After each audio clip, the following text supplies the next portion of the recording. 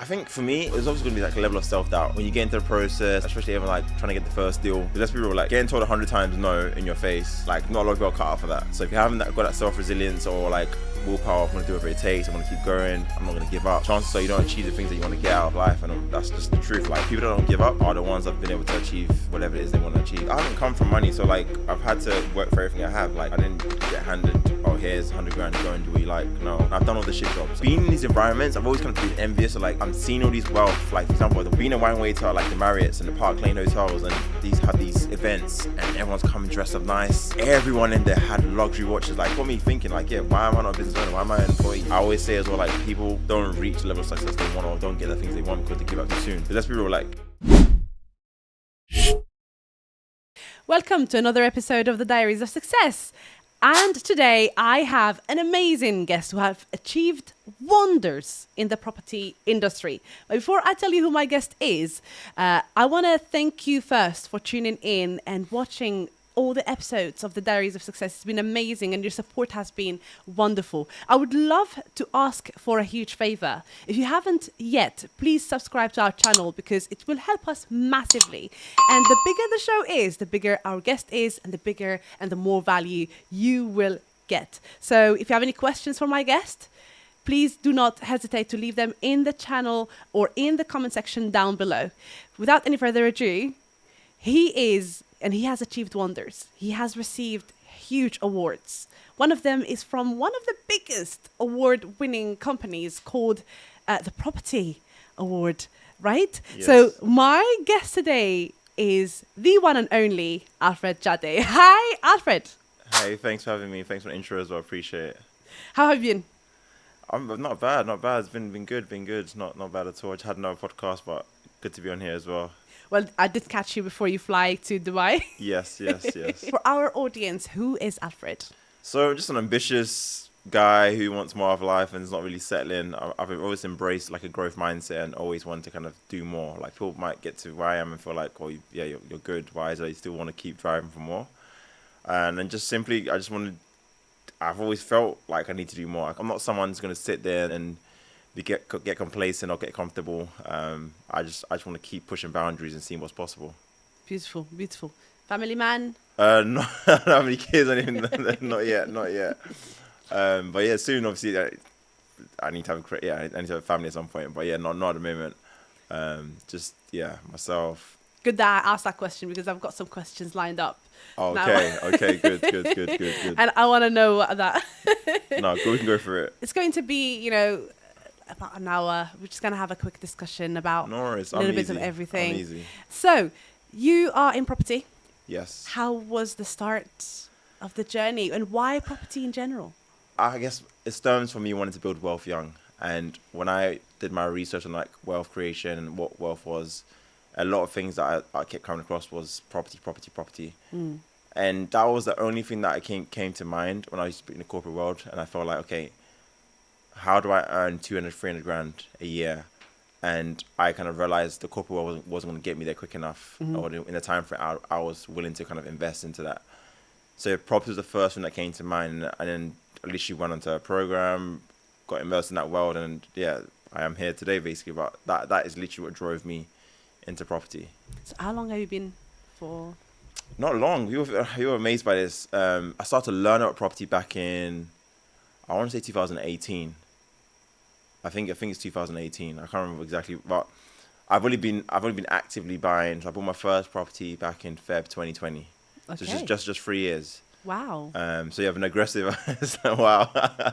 I've been aggressive with it, and all because one, I got educated, and so the know-how was there to be able to allow me to scale and literally repeat what I've done several times over. So there's nothing clever. It's just following processes and not giving up. Really, keep going. And your mindset as well because there's so many people who probably started at the same time as you, but maybe the reason why was not as strong as you, their mindset was not really on point, or probably the discipline that you have has not been.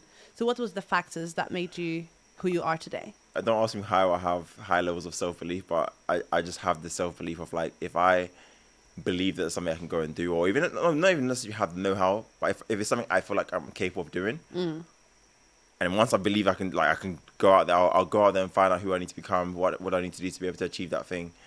So having high levels of self-belief, being disciplined obviously is another thing. But I would say, for me, what drives me forward a lot is just that self-belief, because I feel like you said, it's all around the mindset. People kind of want to have the know-how of how to get into property, how to do business or whatever, but it's all in the head. Like I always say, your mind is your limit, is literally the limit that you have. So if you can't fix what's in your mind, like if you can't believe you are worthy of attracting £1 million, for example, there's no way in hell you're gonna, even if someone give you the know-how, because you don't have the mindset that you are worthy of £1 million, you're gonna subconsciously, like without you knowing, actually stop yourself from achieving that. So it's the mind's got to get it right first, and then the know-how kind of falls in place by getting in the right rooms, obviously. Wow, and obviously it has not been an easy journey. Definitely not. I can relate, to be honest. What has been some of the hardest moments? I think for me, it's it's always going to be like a level of self-doubt when you get into the process, especially even like trying to get the first deal over the line and going viewings, getting rejections. Like I've raised a lot of capital. I've raised millions of pounds, and I've had a lot of no's. So like going through that, I've just been resilient to keep hearing no, but and still keep moving forward. These are huge things, and like I always say as well, like people don't reach the level of success they want or don't get the things they want because they give up too soon. Because let's be real, like getting told 100 times no in your face, like not a lot of people are cut out for that. So if you haven't got that self-resilience or like willpower, I'm going to do whatever it takes, I'm going to keep going, I'm not going to give up, chances are you don't achieve the things that you want to get out of life. And that's just the truth. Like people that don't give up are the ones that have been able to achieve whatever it is they want to achieve. And throughout this whole 3 years, which one do you think was the hardest deal? I don't have that story. Everyone like, oh, is it like a horror story or like a bad deal? Really? Like, yeah, no, I don't really have that story. I don't have that. I document everything. Everyone can tell me like based on what I've documented. Like there was nothing that was like a U-turn, like nothing crazy happening in my deals. My deals have been smooth. Like I guess for me, I spend a lot of time networking, i.e. finding people that have done the things I want to do, understand exactly how they've gone about achieving their level of success, i.e. I wanted to get into HMOs. I went and found HMO investors in my area that have done HMOs, find out how they've gone about buying a property. How do they take a home and turn it into a 5-bedroom unit or a 6-bedroom HMO or 7, whatever it was. Understanding the floor plans. How did it go about changing this floor plan to this? So I was studying like the how. And so when it came to my turn, I'm like, it's my turn to shine. I'm like, I've got the team. Again, I was big on, for my corporate world, we used to have employ the best. So the same principles from my employment, I'm like, I want to hire the best people around me to help me build my vision. Yeah. Similarly, like we did in Jaguar Land Rover building an engine. We hired the best people that can bring on board the expertise to be able to go out and deliver an engine they've never built before. They had to hire the best. Yeah. So same principle. I did that, and for me, I found a team that were capable of doing this 10 times over. So I don't have these horror stories of like, yeah, the deal I spent too much money or bad investment. Like it's been relatively good for me. Maybe a deal that took way too long, or I mean, if 4 weeks, a month late, I don't know if that's a bad deal, it's but like normal, yeah, and that was my first deal. So my first deal was during COVID, and that was still a great deal in the perspective of what was happening, because I had people that were saying we took 9 months. I took 5 months to finish my project. It was like a 6-bedroom HMO, loft conversion, gut out, start again, rear extension, 3-meter rear extension as well. And that was done in 5 months. Some people even argue that's an average duration of time for a project normally. But for me, my average duration is like 3 to 4 months on a project. So to still hit 5 months in a time where there was supply issues, things were being delayed, you couldn't get in the houses, being told not to go on site anymore. To hit 5 months, I think it's still impressive. So for me, I haven't really, like I said, I don't have these horror stories on foot. I'd love to tell you that something went bad and I had to turn around and do this. And we've had challenges in terms of having to get creative. Maybe COVID, perfect example, i.e. lack of materials being available, having to find ways around it. So, but that's credit to my team and them being able to overcome problems. Because I'm always like big on like, guys, you got to hire solution-oriented people. Like if my team isn't solution-oriented, haven't got initiative, you can't be my team.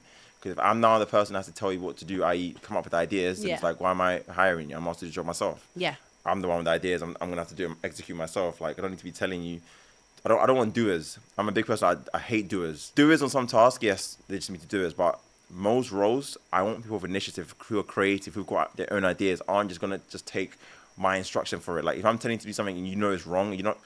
I want you to challenge me. Like, Alfred, no, I think there's a better way. This is why. And if you tell me the data, I was supposed to just doing, then I can appreciate even more. Like, yeah, you're not just taking what I'm telling you to do.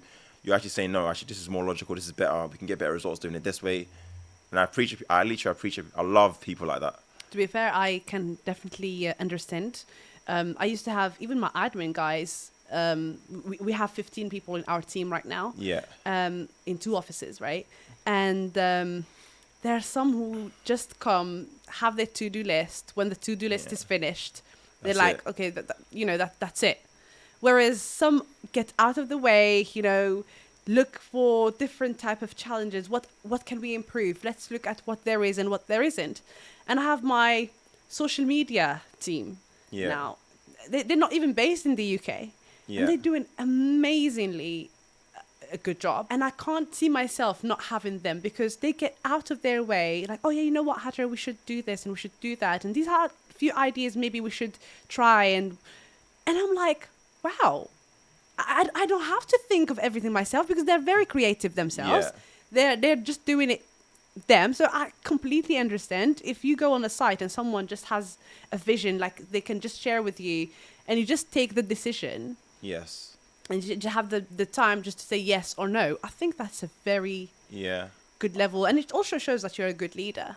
I'm kind of, the whole 9 to 5, people take a dig on 9 to 5. Obviously, it depends where you're working and stuff. But if you're in a decent corporate company, which in my case I was, there's actually a lot to learn from being in a corporate environment. Like, people need to take advantage of actually being in corporate environments.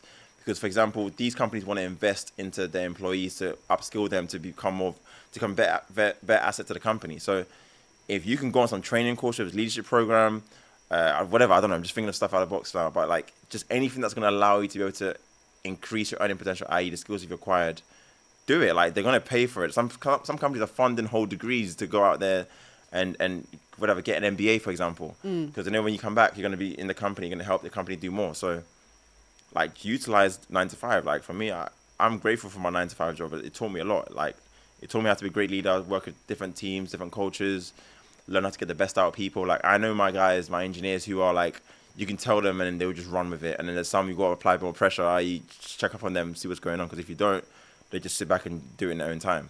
So I learned to kind of work with different types of people and kind of learn how each person works and work with them to get the result that I want. So yeah, being there has been amazing. Nice. So you said earlier property, because you just, everything that was coming your way just seemed to be property. You're not getting bored of it? See, that's the thing. I've never had, if people ask, are you passionate about property? I'm like, no, it's a vehicle for me. I see it. I'm never going to fall in love with property. There's never been a love for property. I don't get excited about the refurbishment. I get excited about the income coming in. That's what I get excited about. That's what I'm in it for. I'm in it for to have an income producing asset that can, that builds my wealth. So that's what I'm in it for. I'm not in it to like glorifying the interior design, the build process, couldn't care less. Like, process of acquiring the asset, I'm not in it for that. So yeah, I've never been the most jumpy about property. For me, it's a means to an end. What I am excited about property-wise though, is owning like a skyscraper building, like a landmark. Like, if I can buy Harrods, I'll buy Harrods. That's what excites me when it comes to property. Yeah. Ah, so it's the business, not the exactly. Industry. Yeah. Oh, I love business. I've also started from property, but I think I love business more. I love being able to build something, grow something, have a vision and deliver on that. That's what excites me. Like, property itself, no. So your passion is in building businesses? Yes. So if it was a different business, what would it be? There's so many things I would love to get into, man. Like, so for example, I know we're probably going to come onto this later on, but I want to buy a transport company, for example, transport logistics.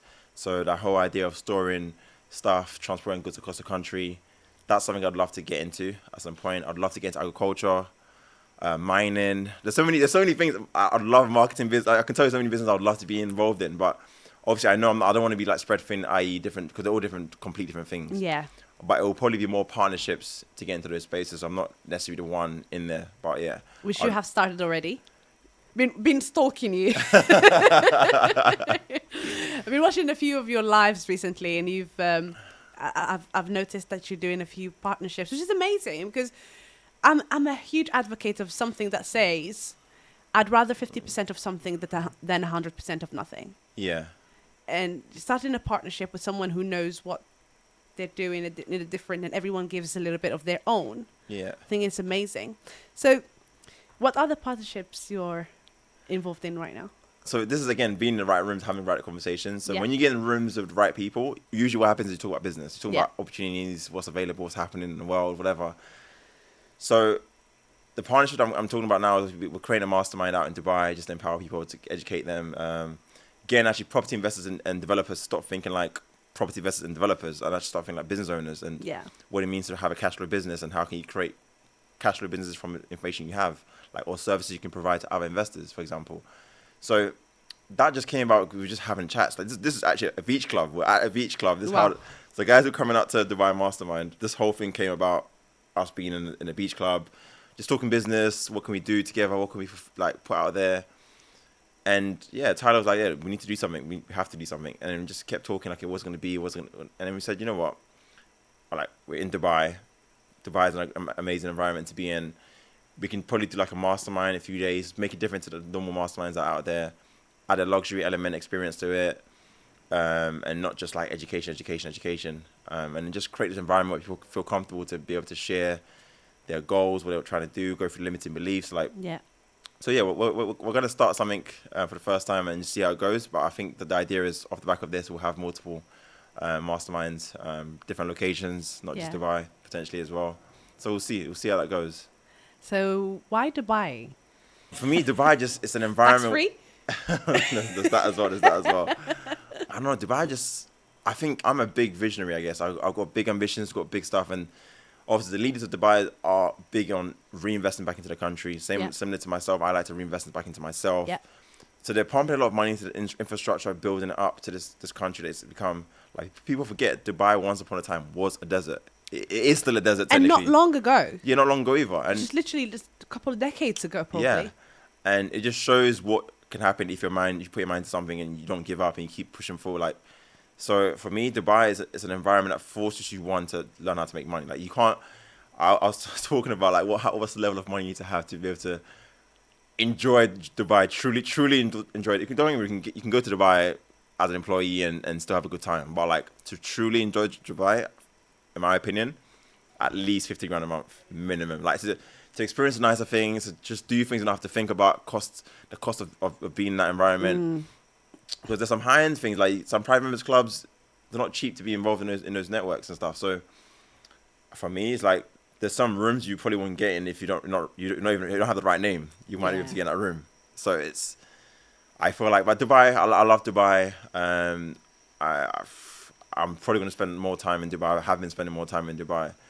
Because again, like, a lot of business owners and stuff are in Dubai. A lot of opportunities, a lot of conversations can be had. A lot of new networks as well can be had by being in Dubai alone. Like, just being in certain environments, they're going to bump into people. People are going to ask you what you do. And if you're a person of value, like, opportunities will just come your way just by being in the room.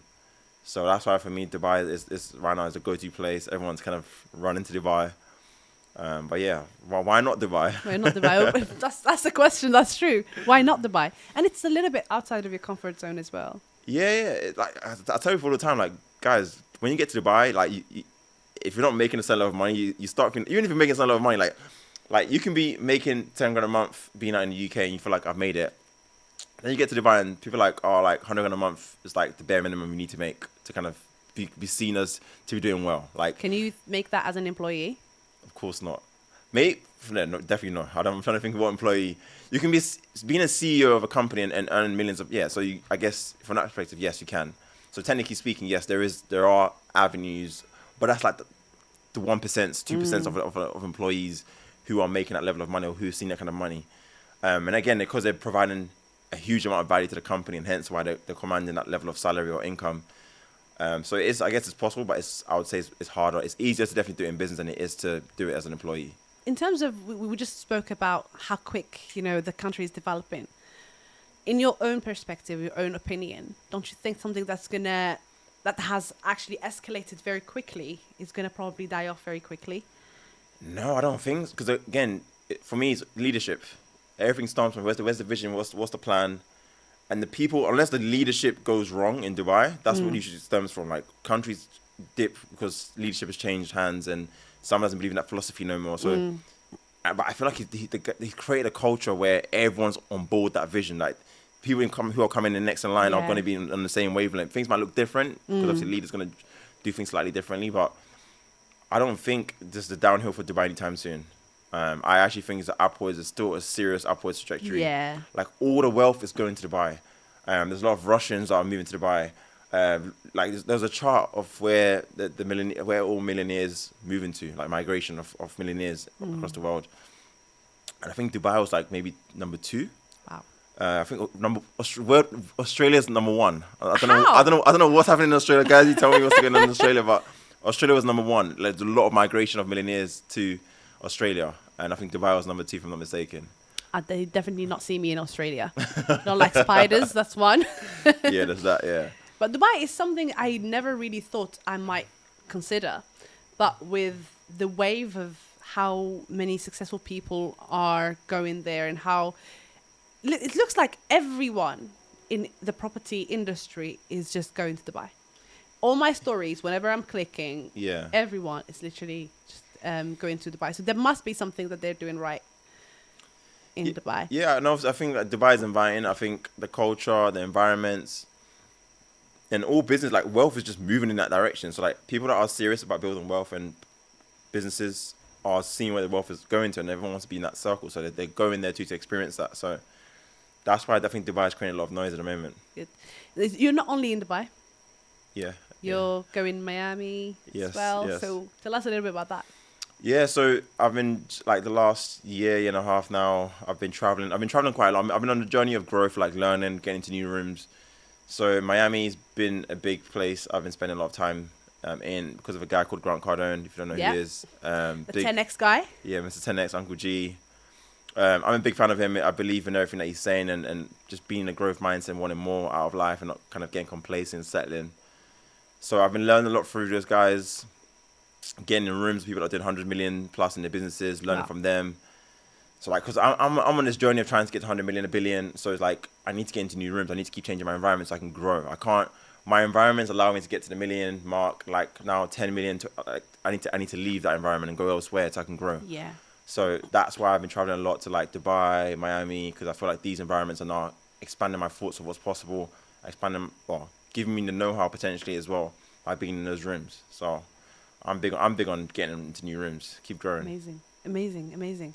Well, it only comes down to the fact that mentoring is what takes us places, isn't it? Like walking someone else's path will either make us who they are or, you know, it only takes us where they are really, actually. Yeah. We'll come to mentoring in a few minutes.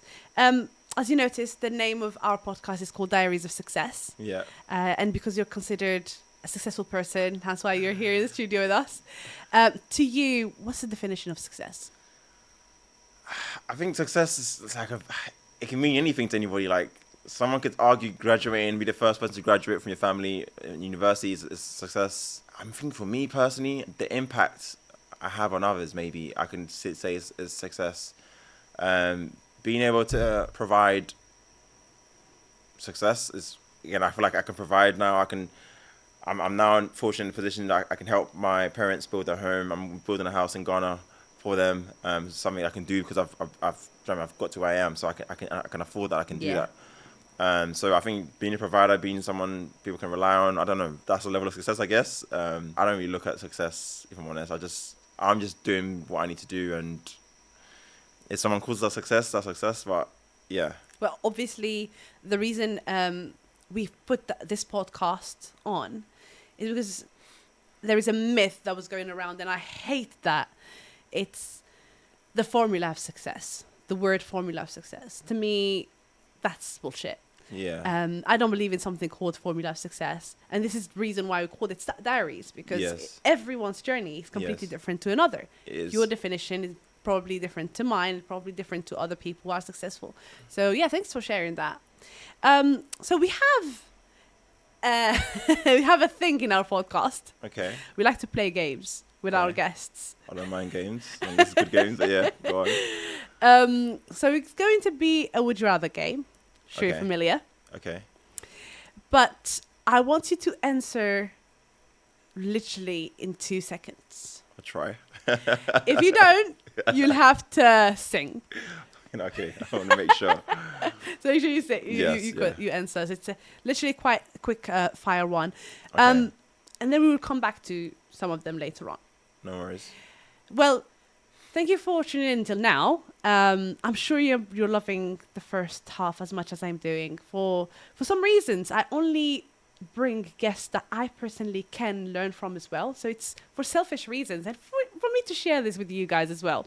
So for the next half, we're going to tap into what Alfred thinks and how he sees, different kind of things, a different perspective. Before we tap into that, I want to ask you to, still subscribe. Give us a like if you like it. If you have any other ideas, we're also on Instagram, TikTok. If there are any games you want us to introduce to our guests, if there is any guest you actually want to see in our studio, tag them, tag us, or just write to us, DM us, let us know. We will make sure that we will contact them and bring them in our studio. But without any further ado, let's start. Well, I prepared a set of questions. Okay, I'm ready. Cool. Let's see. What are these questions? So, Dubai or the UK? Dubai. That's the easy one. Dubai all day long. We'll come back to that. We come back to that, definitely. Property or M&A? One, two. M&A. Listen, you should sing. M&A. Sorry, It was past 2 seconds. M&A, but yeah, I had to think properly about that one. By M&A, 100% M&A. Do you know what? I'm gonna let you go with this one. Yeah. It's okay. 2 seconds. But if you take long, you would have to sing next time. Okay, cool. All right. £1 million or 1 million followers? 1 million followers, easy. Ooh. Easy. Money or love? Money, easy. Sorry, guys. Sleeping or eating? Not eating. Ooh. All day long. Andrew Tate or Piers Morgan? Andrew Tate, that's not even a question. Singing or dancing? It looks like you're dancing, I think. Yeah. Being mentored or mentoring others? Be mentored. Be mentored. Oh. Be mentored. Okay. Well, thank you. That was a quick one. But The you know last one what? threw me off as well. I was like, I don't know. Do you know what? I actually got to know you a lot better. There's a few things that I would have answered differently, but many others that we actually have in common. Okay. So you said, the first one, for example, or the one that I really agree with you, is when you said money or love. Yeah. I would definitely take the money. I'm with money all the way. Team money. Why? Love don't pay bills. Love don't make the world go around. I'm sorry, it doesn't. It just. I don't know. I can't. Like, money is a big factor in everyone's life. However much you want to try and say money's not everything, you have to be insane to say it's not, because everything around you is money. The building you're sitting in is money. The light that comes is money. Even like everything is money. So it's like, for you to not put that as a high importance after oxygen, like it's up there. So unfortunately, love, obviously, I feel like I don't need high levels of love. Like I need, everyone wants to be loved. Don't get me wrong. But without money, life can be very miserable. So it doesn't matter how much love you have. Without money, love can't be everything. It can't be enough for me, anyways, personally. If I add another one, would you say money or family? Hey, you're really testing this, aren't you? Like, again, I don't think no. So I'll still say money. And again, people look at me crazy, but here's my logic. I don't think family alone is going to fulfill me in life. And I'm not saying I'm here chasing money, but money is a vehicle to be able to do more, to be able to impact people, to be able to support my family. So hence why money has to be priority. So I can have an amazing family, but if everyone's unhappy or can't fulfill, like, I can't say yes to my children because I want to do something, or even give them the finer things in life, then I would feel like I haven't achieved anything. I haven't done anything. Like, so having a family is great, but like, I want to be able to be a provider, be able to support my family, get them to experience the finer things in life. So money is a tool for that. So I'm not chasing money. I just understand that to be able to have this life or have this lifestyle, whatever you want to call it, money is the vehicle. So money has to be a priority. Have you ever been in a situation where you didn't have money and it was a struggle? Yeah, I haven't come from money, so like I've had to work for everything I have. Like I didn't get handed, oh, here's 100 grand, go and do what you like. No, like at least I've done all the shit jobs. Like he was surprised. I've been a warehouse operator. I've been a steward. I've been a wine waiter. A steward? Yeah, Arsenal grounds. I was a steward Oh, there. okay, yeah. So well, I'm thinking I was a wine waiter at these like high-end hotels, in West End and stuff. So I guess being in these environments, I've always kind of been envious. I'm seeing all these wealth. Like for example, being a wine waiter at like the Marriotts and the Park Lane hotels, and these have these like events, and everyone's coming dressed up nice. I remember there was a wedding that we did, and everyone in there had luxury watches. Like there was going to be a rob, like people getting robbed. That was the room. Like at least a few million. Wow. On people's wrists. I'm like, how do these people amass so much wealth? And it always kind of got me curious, like, what would you do? And I got speaking to people, and most of them are business owners. So it got me thinking, like, yeah, why am I not a business owner? Why am I an employee? How do I become a business owner? So I've always been curious and wanting to know how people have got to where they are and try and learn and try and figure out the pieces as to how I can get there myself as well. Yeah, so trading your time for money would never take you to where you actually want to be. Yeah, it weren't unfortunately. Don't get me wrong, like, there isn't. I always say in life, there's no right or wrong. Everyone's got to come to terms of what they want out of life. Some people might be happy just earning a few thousands a year and be good and have enough to get around. Yeah, that's not me, unfortunately. Yeah. I couldn't settle for that. It's not for me. Yeah. So I'm always gonna want more. I'm not. People want to say it might be greedy or, like for example, when I used to be a corporate world, I was earning like 60 grand. A year, it's like, Alfred, you made it. Like, no, I haven't made it. 60 grand, I don't know how people live on 60 grand. I say to people, look, living in London, you need to be on 6 figures minimum. If you want to be in London and experience London properly, 100 grand a month, I come in big numbers all the time. 100 grand a year is the minimum you need to have to be able to have a good life living in London. That's true. But some people say that's insane. I earn 30 grand. I'm doing decent. I'm like, bro, you're just about living. No disrespect, but like, if you think 30 grand living in London, like when your rent is maybe 1,500, after tax, 30 grand is not even, maybe 22 grand is what's left. 1,500, that's not even like London. That's, if anything, you're literally the outskirts of London. Yes. You have to do a journey back and forth.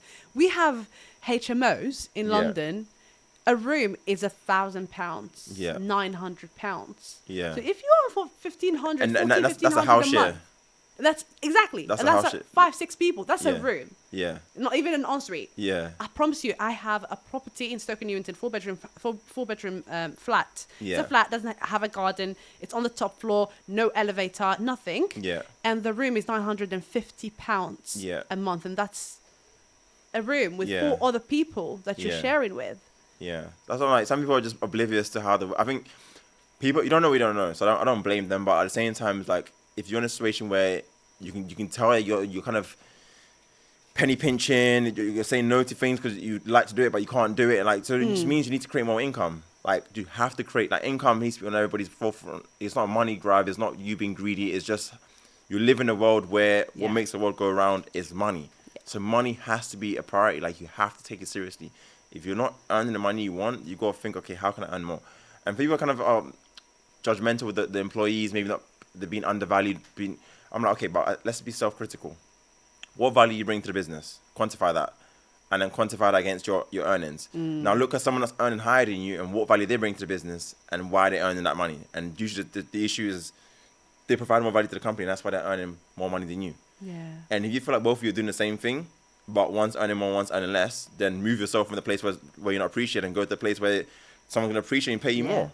It's as simple as that. People are like, oh, about this and that. And I get it. Listen, we've all had tough lives. I've had a tough life. I've done, like I said, I've done all the shitty jobs, but I've found a way, and I've never settled. And I've earned great income, don't get me wrong, but I've always wanted more. You know what? Just a quick disclaimer to all our listeners. It's not that we are hating on the 9 to 5. It's just that we wanted more from life than just being in a 9 to 5. And there's nothing wrong if you love your job and you're doing great and you know that's what you actually want to do.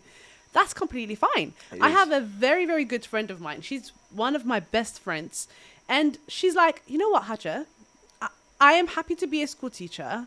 Yeah. I go and do my hours, start at 9, finish at 3:30, get home, do a bit of shopping, have a coffee or tea with my friends, get home, watch Love Island, you know, and then get in my bed and just, you know, do a bit of cooking. And Yeah. if that's what you're happy with, Yeah.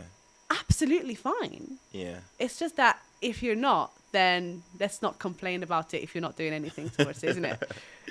100% not. For me, my biggest thing when people complain, and I'm like, people are like, oh, they complain about I'm not earning enough or it's just hard. But like, I'm like, what have you done to actually try and change your scenario? It's up to you. And literally, it's on you. You can't blame your company for not paying you enough. You can't blame your government for not earning enough, or house prices I can't afford getting priced out. I'm like, you're pricing yourself out.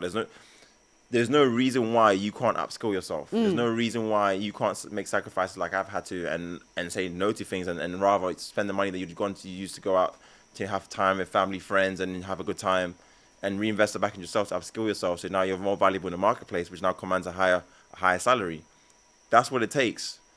Like, I've been there and done it. So like, I don't feel sorry for anybody. Everyone's like, oh, I don't feel sorry for you. I'm sorry.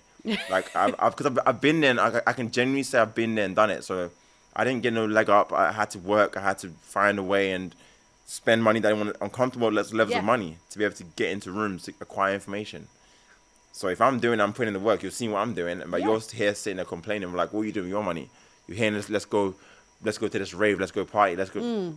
No, I'm not doing to do those things. Yeah. Let's go to a business conference where we can both learn how to increase our incomes. Like, let's do more productive things. Yeah. And then the good thing about it is that when you have in that level of knowledge, and you know that you can create anything whenever you want to from the place you want to, you can enjoy to have that. I went on a spa day with my friend just a couple of days ago. It was a weekday. Yeah. But some of our other friends couldn't join because they didn't they work. committed to something. Yeah. So yes, we probably work in a little bit more than everyone else, but we can take a day off whenever we actually want to. Yeah. So that's the beauty of being an entrepreneur, I guess. 100%. I think the next question I'm gonna get back to was 1 million followers rather than £1 million. Yeah, I think it's a no-brainer.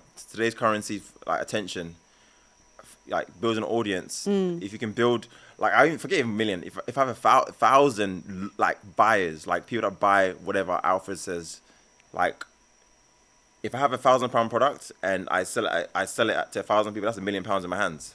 So now scale that to 1 million people. Like, I've done 100 mil. So I would rather have a serious cult-like following who believe in everything I say, will buy any product that I put out, will back any business that I push out, will do business with me all day long. That's worth more to me than the £1 million. You can very easily see how I can amass £1 million in a very short space of time. Obviously, assuming they're actually quality followers. Yeah, quality followers, not just an Bots. audience. Yeah, that's true. That's true. I probably would have picked. Well, you know what? You see, it depends. It depends on where I am in life. Yeah. Probably a few years ago, I would have definitely picked up £1 million. Yeah. But I was on what, 30K a year. Yeah. So from those shoes, because again, you maybe, and again, I guess it's where you've got to in life now. You know what you can do with an audience. If you're someone that doesn't know what you can do with an audience, having 1 million followers is great, but that's just attention. I don't know what to do with it. Then you're gonna take the £1 million. Versus if you know what to do with the 1 million followers, you're like, yeah, I can make 100 million from that 1 million followers. So why the hell would I settle for that 1 mil? Yeah, true. Do you know what I mean? So absolutely. Well, it comes down to also knowing the how, like being mentored, right? Yeah. That takes me to my next one, because you said being mentored all the way rather than just mentoring others. I think it's still okay. One. I don't necessarily want to put too much time in mentoring people.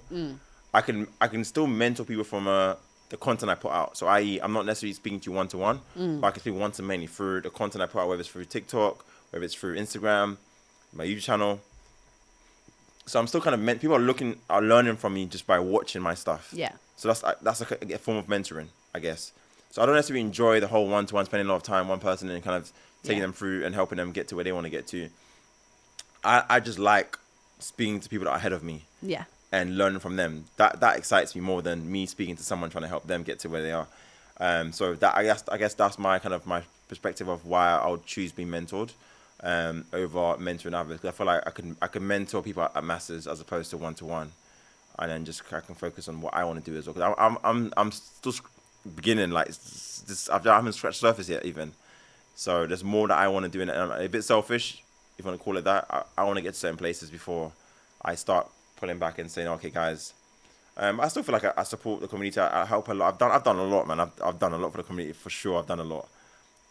So I feel like I'm doing my bit as well. Yeah, a bit of balance of both, to be honest, because if you're just mentoring, it gets to a point where if you're not learning extra stuff, there's nothing to pass on. Yeah. And then it means that you're just going to stop at a certain level.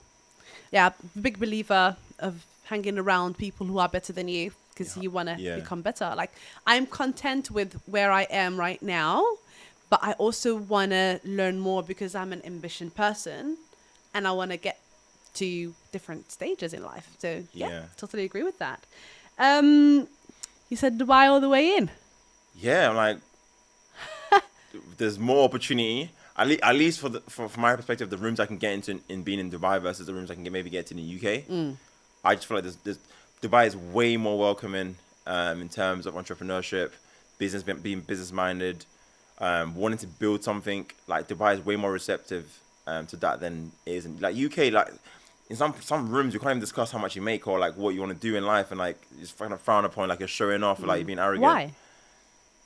It's a mindset thing. Like, I go to the US and everyone's like, bro, how much you make this year? How much you made this month? What's the most you made in a day? Like, in the UK, it's very rare you get in a room and someone's asking you those questions or even wanting to have that conversation in the first place. Is money a taboo subject? Yeah, and that's why I'm like, this environment doesn't enable you. That's why I'm like, for me, Dubai, generally speaking, forces you to learn how to make money. Like, even if you don't like money or you feel like you're going to live this certain life, being in that environment, you're going to start thinking, okay, cool, maybe I need to upgrade my lifestyle. Maybe I want to have a luxury car. Maybe I want to have this penthouse floor. Because when you experience it, it does feel good to experience these things. You can't, people say, oh yeah, maybe I'm comfortable. I'm like, okay, cool.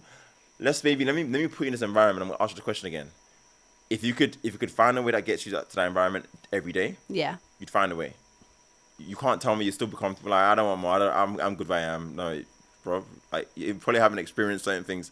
When you go to a hotel, for example, it's like £1,000, £1,500 a night, and level like service and like there is no. It's Mr. Alfred or Mr. Dzadey, even not even Mr. Alfred.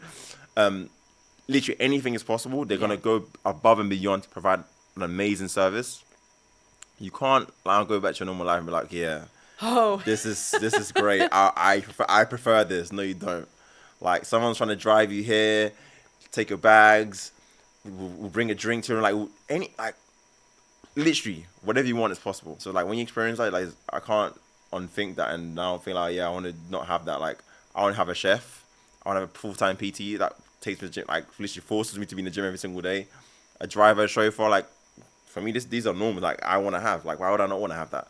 When you experience it, I can't not experience that. So just for me, anyways. I think you're inspiring a lot of people with what you just said. Oh, some people think that's crazy though. Some people think, oh, why do you want to have a chef? Like, why do you have a wife that cooks? I'm like, I want her doing what she wants to do, or look after the kids. That's what she wants to do, and let someone who's an expert in cooking come and cook us a meal. Yeah. And it'd be a healthy meal as well. Like, what is the problem? Like. Well, I personally don't see myself getting a chef, but but look, I am a kind of not a victim of. Wait, I'll ask you. Do you love cooking? I love cooking. This is the reason. That's why. There you go. So, but I hate cooking. Yeah. If my missus says she wants to cook, I'm like, cook if you want, but like, I'm trying to get a chef, and you can have more time, more family time. Yeah. Look, I have been told that I am exaggerating by getting a cleaner in my house. Absolutely must. I don't know who doesn't have a cleaner. We should have a cleaner. Right. I don't like cleaning. Yes. And obviously you have to have a clean house. Yes. And if I'm paying someone £12 to £15 an hour to do the cleaning for me, and if my hourly rate now is about £500 to £1,000 an hour, let's say, right? Why would I spend I spend an hour in doing like a £15 job rather than just working towards getting what I'm supposed to be getting. No, 100% agree. I'm with you. I don't touch any task below £1,000 an hour. Couldn't care less what you think. I do not care. I am not because I'm like, what is I've got big ambitions and I've got big things I want to do.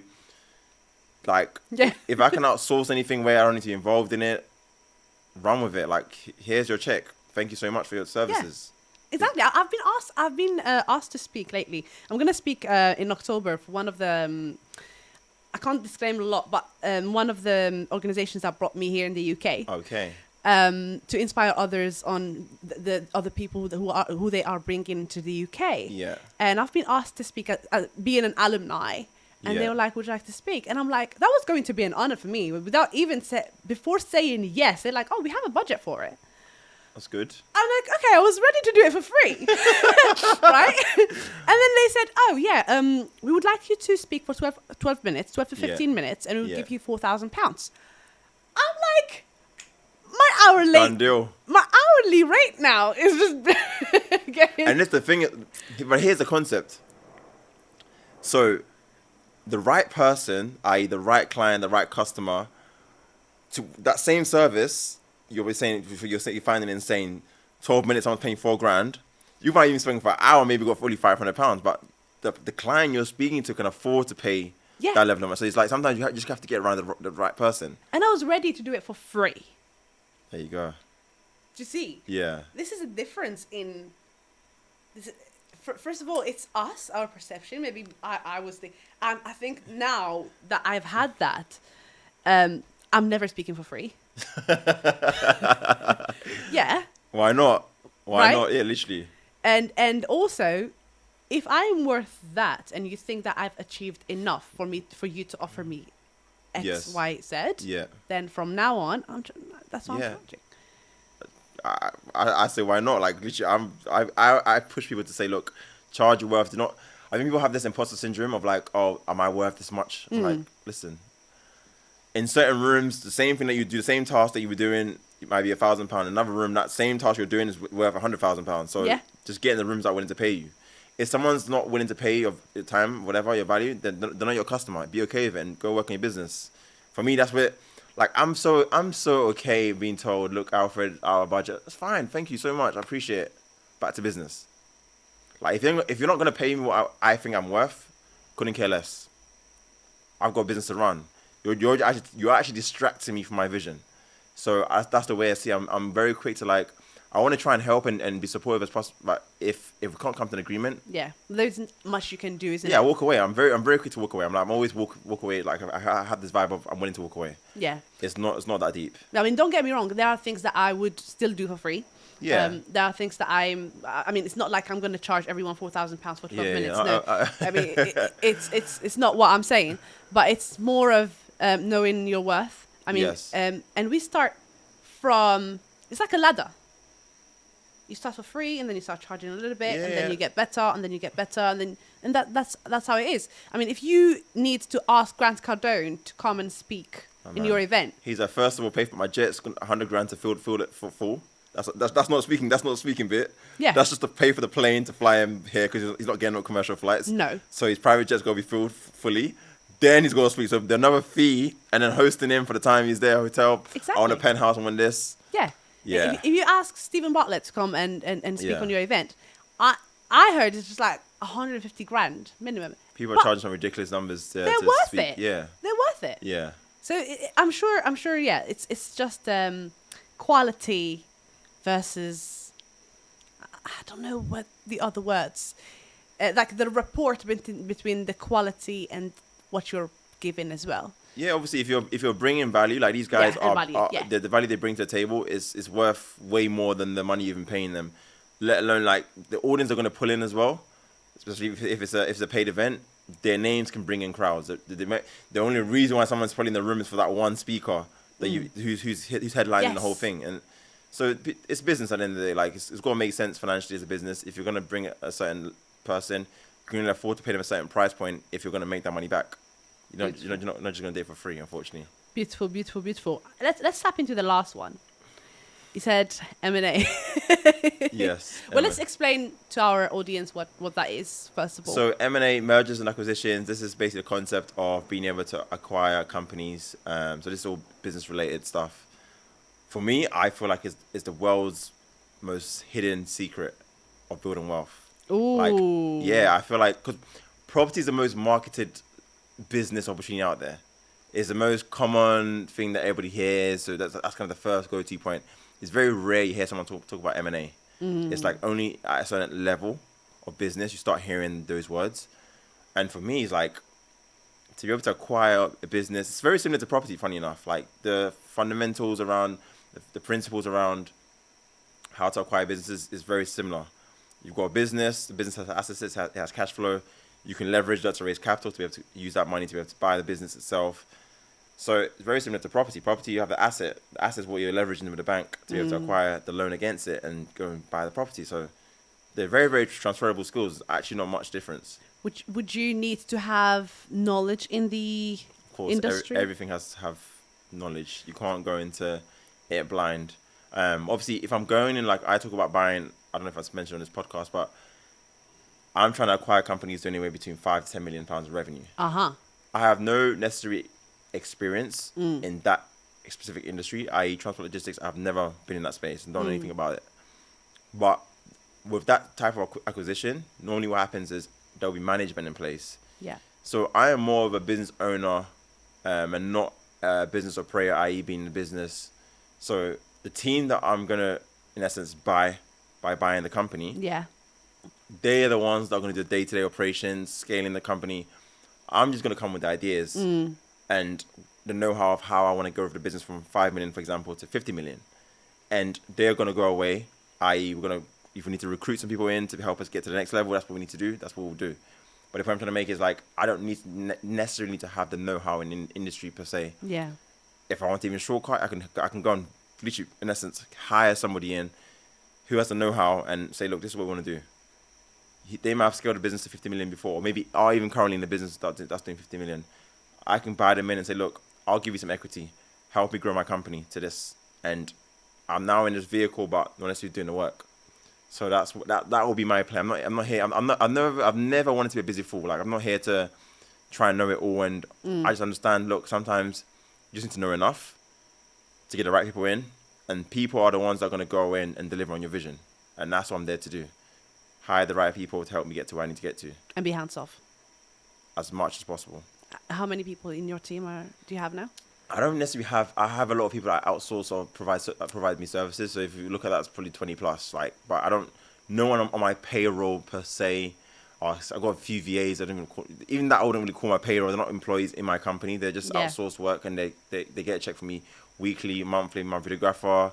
Like I've got so many people that are doing stuff for me that I pay. So, but nobody really. Like I would say it's in my company as an employee and like mandatory every month. You've got to pay them this much.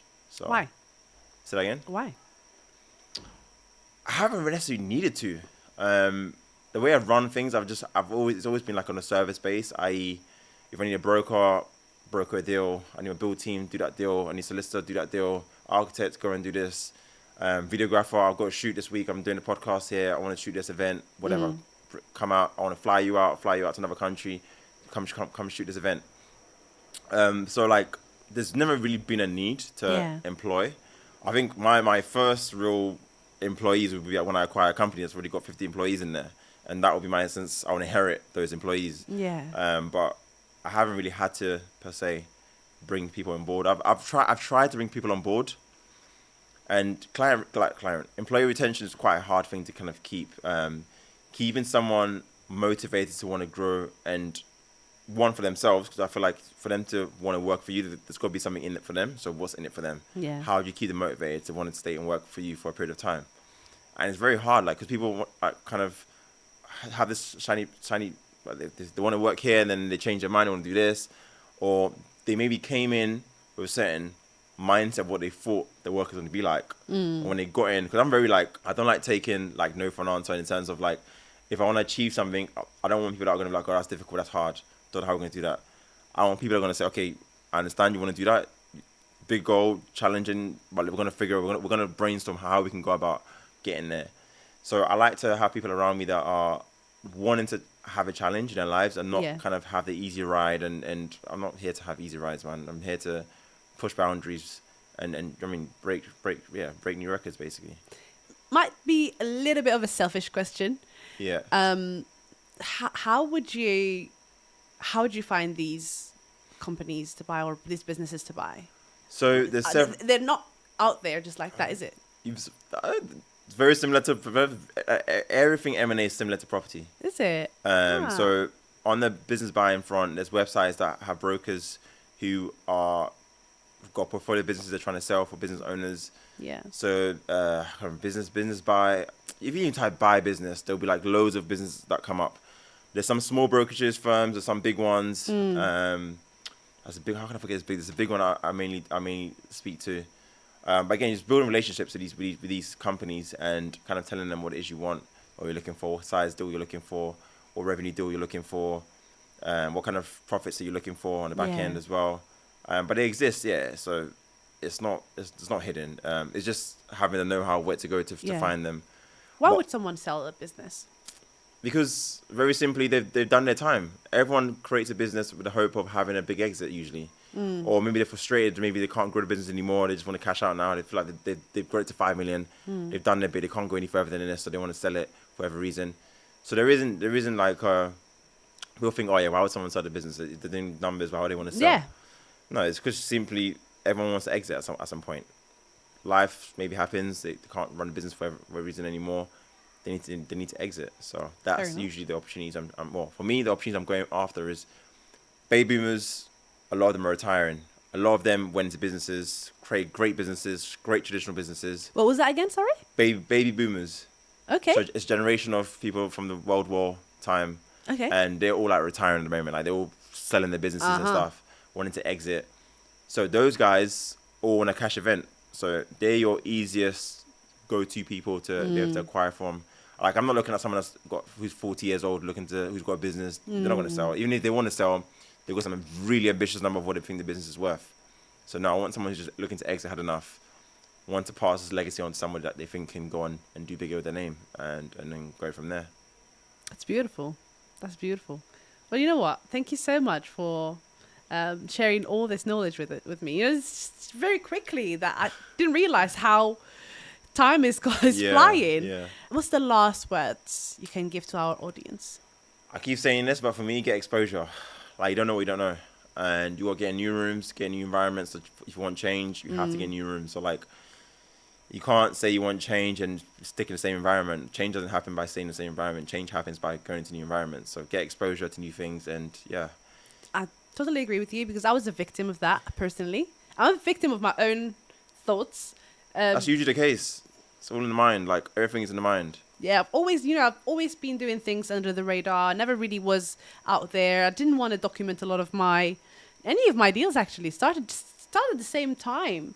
And was just like, nah, it's okay. I'm doing what I'm doing. And then went back to my mentor. And then he's like, so how many deals do you have now? And I was like, 45 at that time, I remember. That was in 2020. I said, 45. He was like, wait, what? What do you mean? Where? I said, yeah, this. And he said, girl, you need to start putting yourself out there. But I think I'm doing okay now, just putting myself out there a bit more. And you know what?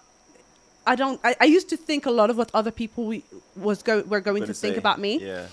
But I don't give a shit anymore. You shouldn't. Like someone said that you cannot please everyone on this planet. So why obsess around like what people think about you? Like the people that love you for what you do, there'll be other people that hate you for that same exact thing. So like just be you, be original, be authentic to yourself, and just do whatever you want to do. Thank you so much. Without, I don't want to take a long from your time. I would love to have you in season 2 probably, and see how amazing you're doing. I'm sure I've done bigger things by then as well. Yeah, absolutely, for sure. Absolutely. Well, thank you so much for being here. How do we get in touch with you? It's Alfred Dzadey on socials, all the socials, pretty much on TikTok, Instagram, YouTube, everywhere. We'll put a link in the description box down below, so at least you just have to click on it. Probably put a link tree on everything. Yeah. It's Alfred Dzadey. If you're listening to us through our audio podcasts, It's ALFRED_DZA. DEY. DEY. There you go.